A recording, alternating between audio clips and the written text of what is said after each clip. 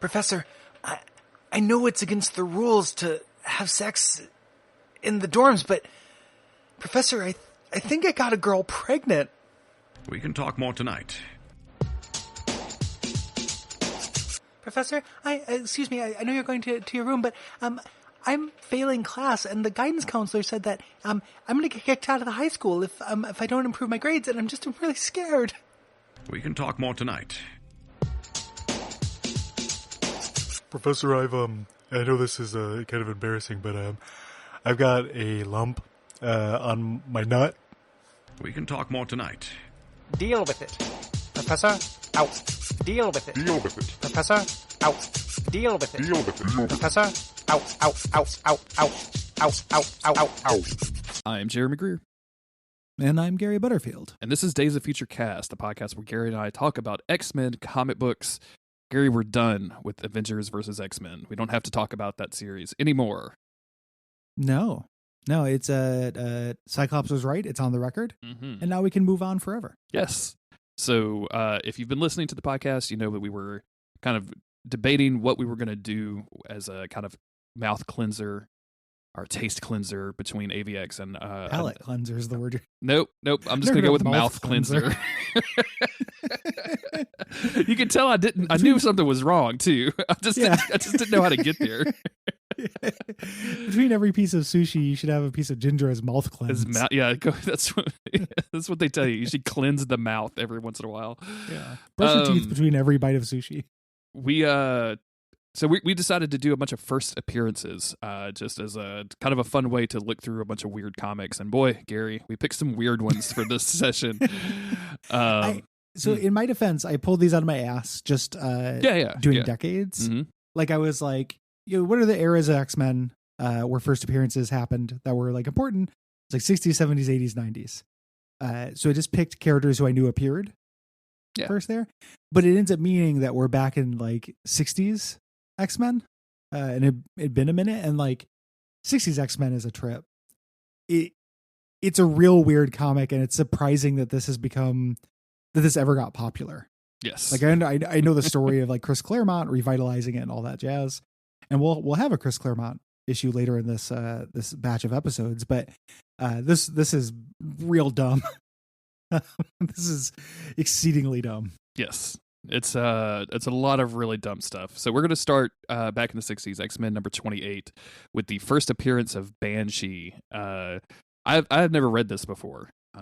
And we get some examples of Banshee powers that I had never really even thought about, like making himself invisible and things like that. I just don't think he does. But I think the most disturbing thing about this whole comic book to me doesn't happen until the very end when he takes off his mask and you see his weird face. The way he is drawn is incredible. It's very strange. It's very Steven Tyler. It's very. He looks like an ape. Yeah, that's Steven Tyler. It's real Arthur German. It's real The Sinking City is what it is. It's also, there's so much stuff to go into. Like my hope was this would be fun to make fun of, and it will remain whether it's fun to make fun of, but I did find tons of stuff to make fun of. Yes. Yeah.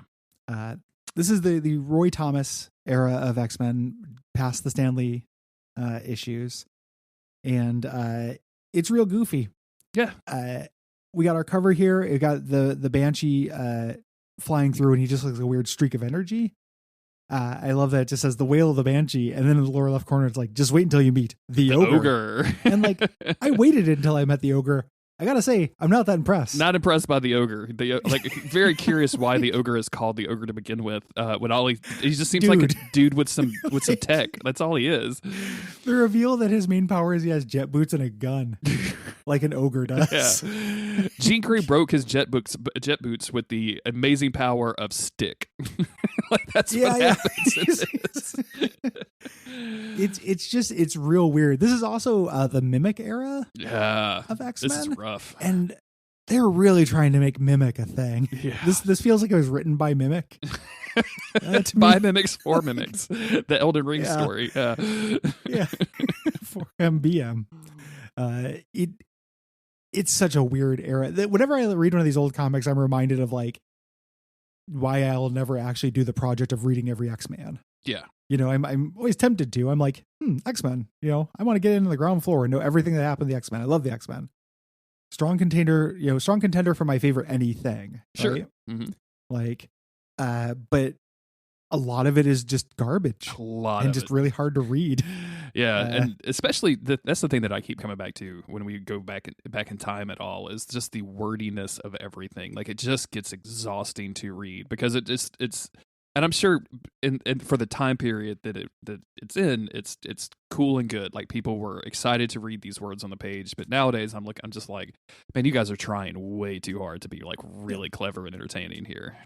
It's a visual medium. You could show some of this stuff rather than just tell it. Yeah. And we don't need to know what every character's thinking at all times. Like there's some charm to that. Like I can get, but it's a really fine line. Like we get to a Claremont Golden Age comic during this that I think is actually a pretty fun comic. Mm-hmm. Like, I stood up pretty well. And it also has a lot of these tropes. It's just like people are less stupid in it. Yeah. This has that nifty 50s, nifty 60s thing where characters just act real dumb. There's a lot of slang in here that I really like, and we'll try to appropriate and bring back. Like the slang, I think really works. Just as something to be like, was this something people were saying, or was this something you guys thought was funny? Like, what is thought this? Teens were saying? Yeah, exactly. At the time, Roy Thomas, who I have no idea how old Roy Thomas was at this time, but I've always imagined Roy Thomas as a very old man permanently. Well, yeah, like he's born into old man. Yeah, like a Benjamin Button, but like steady. Like, what if an old man just stayed an old man? What a boring. I mean, he was born in 1940, so this is 67, so he was 27 years old at this time. Wow, which is ancient for teens. Yeah, comic standards. Has there been a vampire story where vampires went around to like an old age home and just like locked a bunch of people in at their most decrepit? Oh, I don't know. Not that I've read. I'm trying to remember what happens in that George R. R. Martin vampire story, but I think that's just a riverboat situation. So, but no, I've never seen old man vampires, or maybe that's what I haven't seen Cocoon in a while. Is that just like a Cocoon situation? they're alien vampires of some kind. Yeah, it's the same way I want to see more fat vampires. Like you never see a fat vampire. Mm-hmm. See an old vampire as well. Enough with sexy vampires. Dude, I'm still here for sexy vampires. I'm sorry. I'm just no. Don't take my sexy vampires away from me, Gary. Why are you doing this? Why do you hate sex, Gary? Don't you want to see a fat vampire? Doesn't it sound fun? I mean, just for a change. Yeah, sure. I guess I feel like he doesn't have to. He could be the wingman. Who was the dude in Blade that was like the slovenly vampire, played by Don? The MTV guy. Fuck, Donald Logue. He was kind of like a slovenly vampire dude, right? I don't remember, but I do. The Blade movies are coming to Netflix. Oh, really? This month or in April? Yeah. So I'm gonna rewatch the Blade movies because I've had that in me for a while, mm-hmm. And I'm really excited. I trolled the Monster of the Week community because they were getting together to watch the TV shows from like a cooking show or whatever. And we had a running joke about Blade 3. And so I edited the intro of Blade 3 in front of this cooking show that they were watching. Instead, so when they all played, and there was like probably, 20 people in the group from like 18 different countries or something, because, that's the way the internet works now. And it's just like, I made sure to edit out like the New Line Cinema logos. Like it's just a cold open into Blade killing a bunch of vampires and exploding a car in Blade 3. And people like the chat was very confused. It was a lot of fun. That's great. I love the idea of getting tricked into watching Blade 3 where you can't do anything about it. Yeah, what are you going to do? Stuck watching Blade 3. Yeah. I guess this is me now. Like imagine this like community meetup where you're like, oh, I've got to schedule the time. We're going to be on the microphone. We're all going to chat and watch the cooking show. And then it's just Blade 3 for like 3 minutes. Yeah. We should get into this guy. Yeah. So Banshee steals a painting, and that's it. Like he uses his powers. He steals a painting, and I don't quite understand why he does it. It's never explained why. He just like, oh yeah, they didn't appreciate it as much as I do. It's a Gaelic painting. It's a painting of Ireland because you got to know that he's Irish in the beginning of this thing. And he's going through New York. He knocks everyone out. He can fly. He can turn invisible. and he's narrating every single thing that he's doing, of course. And it's a painting of a guy fishing. Mm-hmm. Like the inciting incident of this comic is the Banshee as a super criminal under mind control going and stealing a painting of a man fishing. So we got that going for it. Yeah. This I also like. Does that painting look like I've seen Irish stuff? Like that doesn't like that just looks like American Midwest to me or something. You know what I'm saying? Like hotel art. Yeah. So he steals it. And he knocks everybody out to do it, and they all wake up and they don't remember what happened. And then meanwhile, the X-Men, who, as you mentioned at this time, contained the Mimic, which is a character who can mimic mutants' powers as long as he's within range of them. And he's just kind of this like big jerk with an M on his chest that is flying around trying to test the limits of his power. Yeah. Cal Rankin. This is the first person to join the X-Men who isn't one of the original 5. I remember reading about him in the official handbook of the Marvel Universe. And then these weird comics that came out in the 90s that just had one-page recaps of every issue of X-Men. Like you would buy a comic and it would just have like basically a Wikipedia summary with a couple of pictures of the first 20 issues of X-Men. Oh, weird. Okay. They're really weird. And I remember reading about the Mimic and thinking he was cool as a kid. Yeah. And then now as an adult, this is the dorkiest shit. It's the dorkiest costume. He's the dorkiest character. But nothing they're doing makes sense. Like Professor X's plan is to, he's enhanced the Mimic's brain to make the Mimic's brain make his powers last longer. Mm-hmm. And he gave the Mimic, he's like, fly in this radius to see if your powers will last and you'll keep the X-Men, you'll keep Angel's wings. If it doesn't work, the Mimic just falls and dies. Yeah. You know? And then the Mimic gets to the edge of it. He starts falling and dying. Help me. He goes, help me, Xavier. And Xavier goes, no, because his wings are shrinking, which is also real weird. That's the thing that I wanted to really zoom in on real quick, because like he's flying around with wings and then they just start shrinking as they get it farther away from Angel, which is a bonkers way to handle that. Like they don't just like dissipate, like he doesn't lose the ability to control them. They just start getting tiny little they wings. Fall off, like little feathers start falling off or something like that. They just kind of get little. He turns into Kid Icarus. Fucking hilarious, dude. Amazing. So he flips around going back to the exact precise edge of where his power is. And the Mimic's whole thing is he grandstands, and they use that exact word a lot for him. He's supposed to be like a brash, cool dude. And he's just like, why the big panic? I'm still as powerful as all the X-Men put together. I'm going to be the top banana of this bunch of mutant misfits. That's for sure. He wants to be the leader instead of Cyclops. Yes. Is the thing. And nobody seems to like him. You know? Everybody hates this dude, which is really also except for Professor X. Professor X is like, don't underestimate Calvin.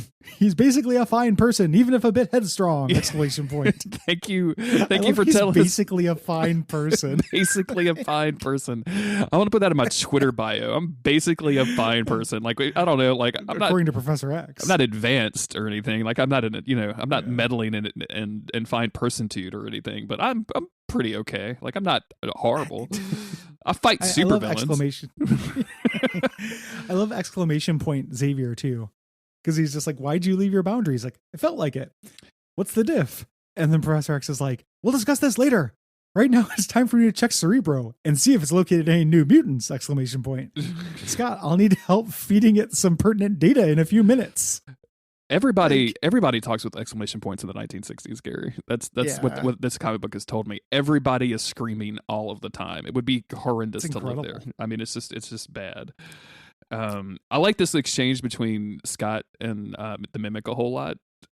Where Scott tries to call him out and is like, "You need to follow orders," and he's like, "Flake off, bright eyes."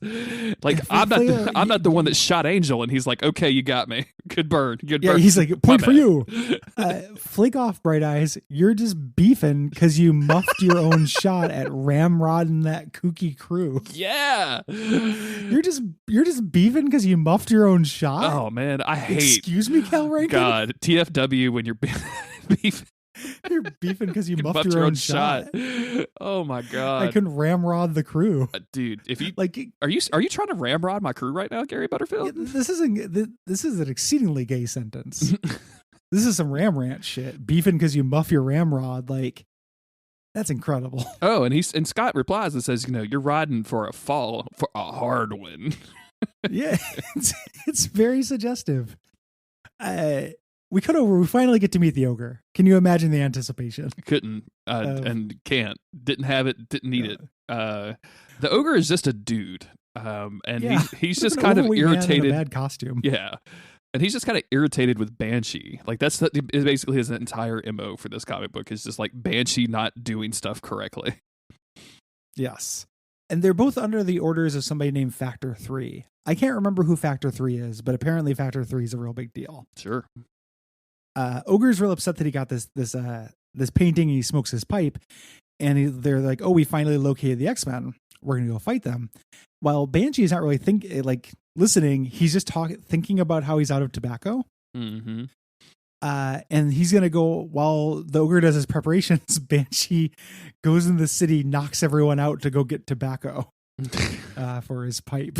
It's like what he does whenever he has to go to the store. Yeah. It's like he flies in invisibly and knocks everybody out on a block. Like it's so much easier just to buy tobacco. Like it's so much easier, dude. Like you wouldn't even have to dress up. Like you could just go out in normal clothes and just buy some tobacco.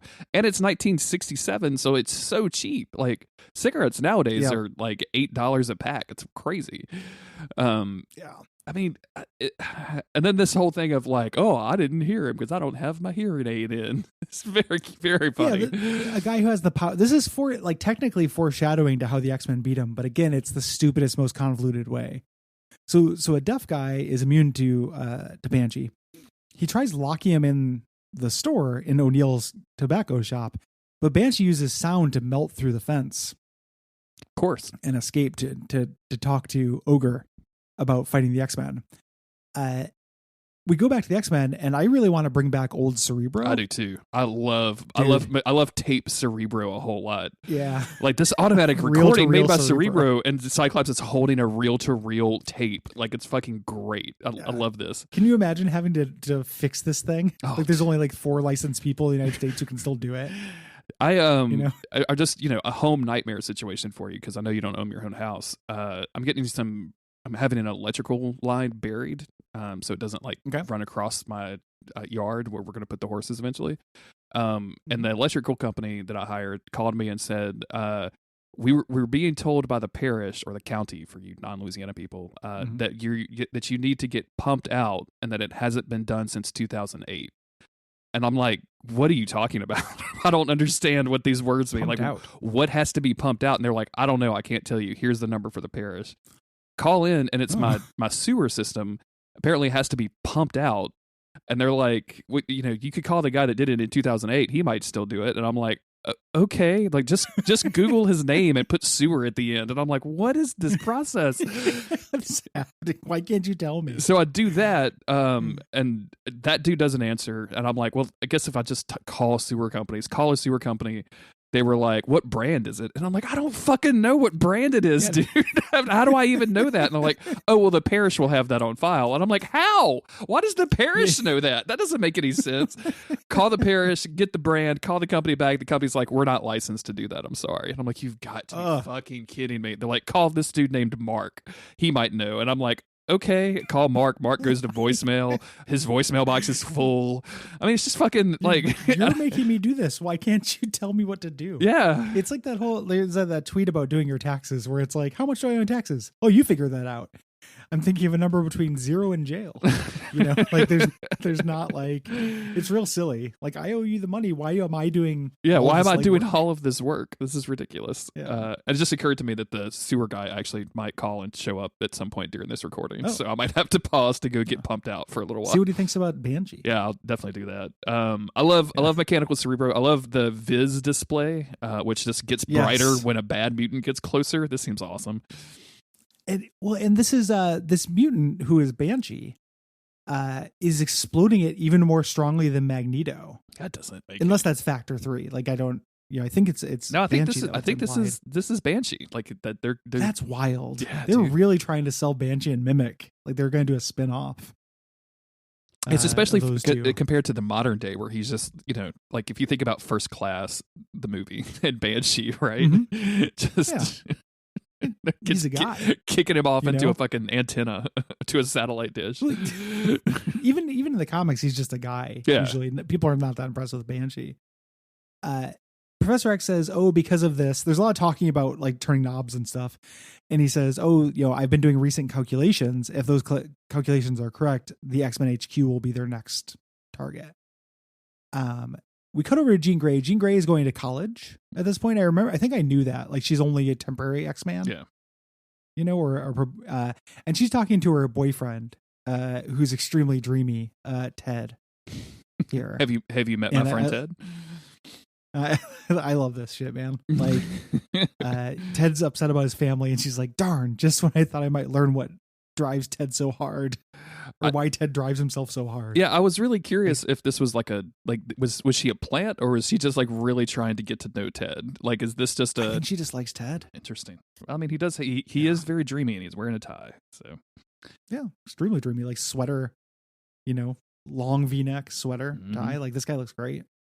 Back over to Ogre, who lit an entire section of the town on fire to disguise him coming out of his living room, basically. So they could go out of their undersea base. Yeah. So they set a fire across the bay of abandoned warehouses, so nobody will pay attention to them coming out of their base. Yes. Do you think it's going to bring a lot of people to the abandoned warehouse district? Well, and he says like, "Oh, our pyro projector did a really good job, and we're going to get away in the confusion." I mean, like, you just added a bunch of cops to where there were not cops before. Like, if it was abandoned warehouses, you could have just left. Like, there's no big deal, man. Super villains. They're always doing things the hard way. He turns on the TV. He has this big knob to turn on 3 TV screens in his bizarre spaceship thing. "I'll tune into commercial TV channels!" ! And it reveals that Banshee came into town a second time, which he's upset about. Mm-hmm. I can't believe he went outside the capsule twice while I was busy. If so, Factor 3 shall learn of his folly. Yeah, he's going to tell Dad. Got him. That's exactly it. He decides to bide his time instead and just go on the mission. So we're going to go fight the X-Men. Heads off. Cut over to the X-Men, where the X-Men are all hanging around, mechanical room-sized Cerebro. Mm-hmm. And they've put stuff in their ear to try to protect them, and they're all talking telepathically. Yeah. I really like the fact point. the way this is drawn for some reason. Just like all of their little mask or whatever are just pushed out, except for Iceman, who just doesn't have anything in his ears, apparently. Yeah. He's just going to deal with it. We forgot to mention, too, we talked about Cyclops hurting Angel. He broke his arm. So Angel, I don't think it's a speaking role in this comic. He thinks one thing, but mostly he just stands in the background with his arm in a sling, like stock still, like a cardboard cutout. It is very funny. Very strange. I don't know. Do not know why he's not recovering with his arm in bed. Why he had to get into uniform and shit. Well, I mean, yes. I mean, you know how Xavier is about attendance. when we read that first X-Men, he was really concerned about attendance and timeliness. He's grown a lot because in that first one, he was like, "I require you all in the danger room in 2.7 minutes." In this one, he's like, "Scott, I'll need some help feeding that information in later." Yeah, no. So he just kind of gives it a loose time frame. Oh man, I wonder what happened. Yeah. Who do you think she was? What did she do to him? Well, this could be. Who is she? This could be the Changeling, as far as I know. For a little while, Professor X was replaced by Morph, basically. Oh yeah, okay. And so maybe that's what happened. Banshee, or little Andra. Yeah, Banshee crashes in. The ear protection does not work. They're all going to have super uncool hearing for the rest of their lives. Banshee is able to knock them out, tie up the professor, leave the professor for Ogre, but then leave. Yeah, because if the Ogre comes in, he'll also be knocked out because these superheroes are fucking idiots. Well, and the idea is he can't hang out too long because Mimic will get his powers, and his powers include being immune to having been knocked out. Yes. Good job. And this is their whole plan, is have the Ogre come in, and this is where the Ogre reveals he's not a mutant. He just has jet boots and a gun. Yeah. Which again, super stupid for somebody called the Ogre. Yeah. I mean, this dude might as well just be called like Captain Cop at this point. Like Jet Cop. Jet Cop. I'm here to arrest you real fast. Yep. Yeah. And you can't absorb my powers because I have none. That's my superpower. Jean Grey trips him with a stick, and he tries to shoot her, but she levitates herself out of the way, leaving enough time for the other X-Men to wake up and then get into a fight. Real quick before we move on to Mhm. that, the X-Men who woke up, they're like, luckily our ear shields protected us enough that we recovered more quickly than you hoped. So like the idea here is Banshee does a frequency that knocks people out, Mm-hmm. but they could hear it. It knocked them out. But because they had ear shields, it only knocked them out for a couple minutes. Yeah. Doesn't make any fucking sense. Doesn't make any sense. I don't remember if we talked about this when we talked about X-Men #1. But we have to focus on Iceman wearing shoes, don't we? Like they're just black dress shoes, and he's an Iceman.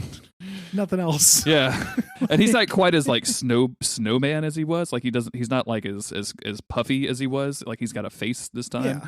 Yeah. He's made of ice now. Yeah, and he is wearing dress shoes. Like those are like Fancy dress shoes. church shoes. Is what I would Alligator call skin them. boots. Yeah. Like, yeah. Oh man, the This X-Men. is a good point. X-Men are weird, Gary. I don't know if you know this. Super weird.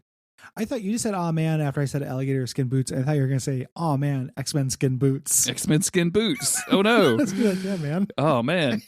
Husk. You can get a lot of boots out of skin. Autumn got me a pair of cowboy boots one time because she was like, I think that Okay. you would like to wear these. And those are some of the most uncomfortable shoes I've ever worn in my life. Oh yeah.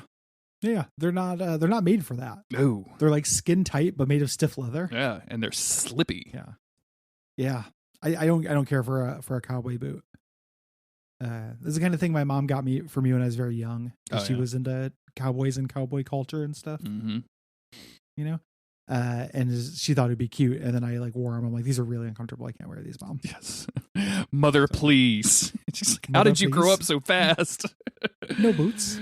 No boots, please. No boots, please, mother. Yeah. I I mean, I was probably like, these boots suck. Oh yeah. No, that's why. That's Give me a pudding pop. yeah. Freeze me a popsicle. Yeah. Give me a Jello jiggler, Mom. Mom, take me to the skating rink. Oh, You don't need squeeze it. boots at the rink. Yeah. The only boots have wheels, Mom. So they're fighting. They Mhm. notice he has the rocket boots and whatever. And then Mimic takes him out because this is, Mimic, the most powerful of the X-Men, Of course. of course. And this is written by the Mimic. So they're kind of at a standstill at this point. He's about to get away. The X-Men are all waiting there. He's standing in front of Professor Xavier, so Cyclops can't just smash him. He doesn't teleport out. He kind of does a light show on his chest to blind them. Uh-huh. But because Professor Xavier is behind them, Professor Xavier, who's all tied up, rolls under him and trips him. The second time this dude's been tripped by the X-Men.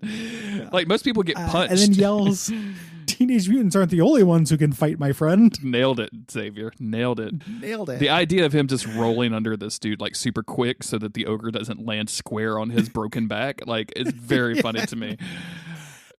I liked the idea of Professor Xavier no longer walking or being in a wheelchair and just having to roll everywhere. Yeah, like absolutely, this. dude. Absolutely. Roll me into Cerebro. This feels like something you would see on the Taskmaster. In fact, this was a task on the Taskmaster now that I'm thinking about it. They had to like roll down. Anyway, it doesn't matter. But yeah, this is. It's our most fearsome foe, the Taskmaster.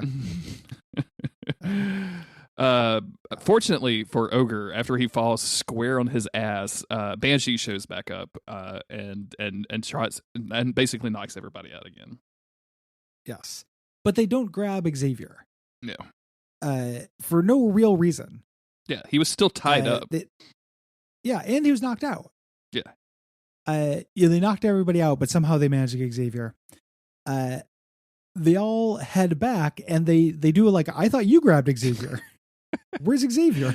Thing. The sound effect that Banshee makes when he knocks out the X-Men at the top of this page. I don't know if you remember Lil Wayne's. I can't remember the name of the song, but it's the one where he talks about wanting to get beat up by. Let me beat it like a cop because he got pulled over by the lady cop, and he goes ee wee wee. It's exactly the noise that Banshee is making right now. Oh, that's really funny. Banshee's a big influence on Lil Wayne. Absolutely, Lil Wayne loves the X-Men and tennis. Yeah. It's two things that I know about Lil Wayne. We go. So they're just like, oh, we're in for it. We didn't get Professor Xavier. We go back to Xavier, and And Xavier, so they're all hanging around. Xavier says, while you 5 battled the ogre, I mentally probed his own ear shields. So he mentally probed the ogre's ear shields to invent new cotton stuffing technology for their ears. To protect them against the banshee. Now he can craft. He got the ogre's cookbooks, and he can craft. He got ogre the cotton. Ogre's Cookbook 3. This is back when like Professor X could also read the brains of machines and shit. Yeah. Like in the first one where he reprograms the missiles. He can also read the brains of ear padding. Yes. Now. Look at this thing that Jean Grey is putting in her mask. Yeah, dude, it's like a big diaphragm or like a thing that contains the birth control pill. Very strange. Yeah, it does look like like one of those clamshell e-readers from It Follows that everybody was really obsessed with for a little while. Like it looks like that thing. Very much. And yeah, because they're expecting Banshee to come back, and sure enough, he does. His powers have returned to him. He was a little wiped out. Now he's gonna really wipe out the X-Men, but of course it doesn't work, and they trap him in a net. Because it's his one weakness. Yeah, a steel mesh net. Dude, this is so off the fucking wall. Then they fire a gas gun at him. They knock him out with a gas gun after they've trapped him in a net. Classic X-Men shit. Let me point out, Cyclops has not zapped anybody. No, at this point, not at all. Real quick before we move on, just because we'll never talk about this comic again, when they're putting in the ear things, I think it's very funny that Jean Grey is like, this ear thing's great, but has nothing on earrings. Or what is it? These things may do the trick, but they'll never replace earrings! ! Never seen Jean Grey wear earrings. Well, and also, of course, they're not going to replace earrings. They're not. They're not meant to. Their ear pads are protecting you from the banshees coming right now. Yeah, like, they're not accessories to your dress. Come on, like Roy Thomas. This is women like earrings. When I Googled Roy Thomas, by the way, apparently in February, they announced that he's kicking off a new era of the X-Men. Pardon me? I mean, X-Men Legends #1. It's set during his historic run of X-Men. It's coming out in May. X-Men Legends #1, drawn by Dave Wachter, excuse me. All of the weird old fogies who did old X-Men stuff have a following. Mm-hmm. You know, it's why they keep throwing Claremont a bone and letting him write like some kind of X-Men thing. Yeah, They have Wolverine in that original helmet too, which is very funny to see in a modern style. Cool. I hate that helmet. Oh, me too, man. So yeah, they subdue Banshee finally. They put him in like an oxygen chamber where he can't. He can only get enough oxygen to breathe. They put him in a suit to give him oxygen in an oxygen deprived chamber. Yeah, like layers, and then we get a cameo appearance from Professor X's basement mystery door. What is the door lead? Where does the door lead, Gary? I gotta know. Like. A heavy oaken door. Strange. It's been locked ever since we came back from our last vacation, but the professor never told us why. And there's an editor's note that don't hold your breath while you're waiting. So they're going to reveal that door at some point. Yeah, 20 issues down the line, I guess. Ogre comes back. He gets captured, but realizes, or he breaks in and realizes he's got to kill Banshee before Banshee can be freed. Yes, and there's a lot of fighting with sound effects like Zack and Crash. Yeah, Zack. Yeah, they. I think Cyclops leaves at one point on an errand, and that's the reason he's not all knocked out. So he left for a minute. He's going to come back. Professor X bashed Banshee out of his cage, and they're like, "Why would he ever do that?" Because Professor X has a lot of secrets at this point. And then we get, for as slow as this fucking comic is, it wraps up really quickly. As in like 3 panels, we learn that he used a mental bolt on Banshee's headband, which was a mind control thing. So he was dominated, and if he had not done everything Factor 3 said, he'd be killed. They couldn't just take it off because it would explode. They had to wait until later when the mimic broke the controls for it. And again, 3 panels at the end with just Banshee's hideous face. Yeah. I mean, the distance between this dude's upper lip and his nose is cavernous. It's huge. Like He looks like an ape. He looks like Throgmorton from The Sinking City. yeah, it is enormous. He looks like Bach from Elden Ring. Like, you know what I'm He does saying? look like Bach. He's Bach the Seamster. Yeah. Ugh, very weird, Gary. Incredibly fucking weird comic. Yeah. And then it ends, they got the ogre and stuff. The next one is going to be the Mimic versus Super Adaptoid in this X-Men comic. Like the Mimic, who is barely an X-Men, Super Adaptoid, who's a Avengers villain. Mm-hmm. Who gives a shit? Like, what a weird Who run fucking on the X-Men. cares, Where, like, dude? do you like X-Men? Fuck off. Yeah. Not going to be a lot of them in this. We don't. Nobody cares about the X-Men. And for the X-Men comic, like, you really wonder why it failed, right? Like, you really wonder why it only went for a few years, and then people were like, "This sucks. You should do something else." Yeah. It's because Roy Thomas kept trying to make Mimic a thing. Ugh, Mimic, dude, with a giant M on his chest, my man. Like, yeah, insane. And his He-Man visor. That he has. That's it. We're good. That's it. We're weird. That's how Banshee came about. Yeah. So this was everything you need to know about Banshee in 1 second. Yep. Because this doesn't contain any actual Banshee information.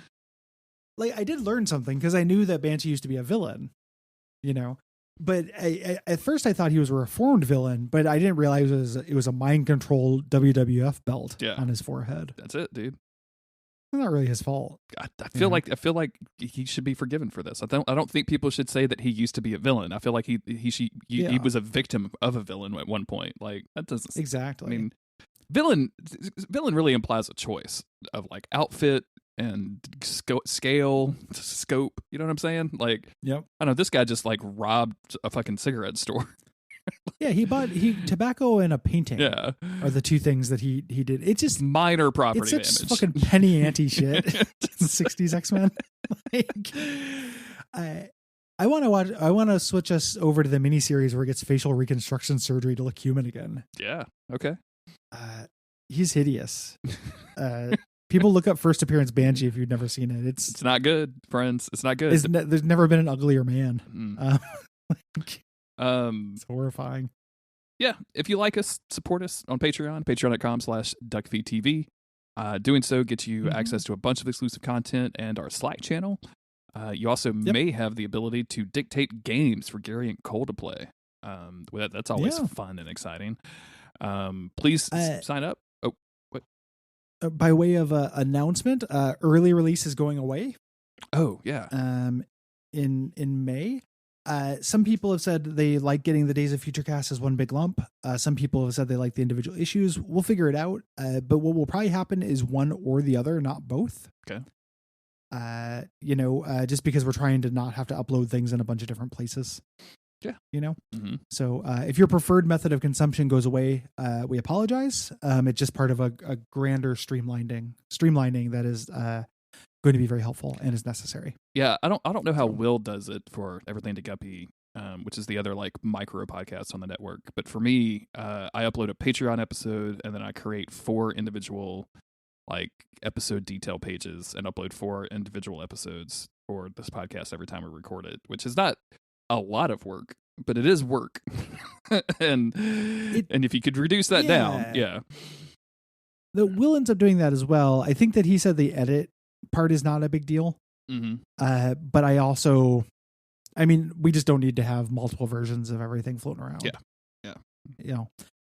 So this show might end up switching to a show that officially comes out every 2 weeks and talks about 4 issues, which is going to be real weird when we're advertising. Or it happens in May, so we're still on doing our normal thing until May. Never mind. I was going to be like, we're going to plug the Patreon 4 times in this episode.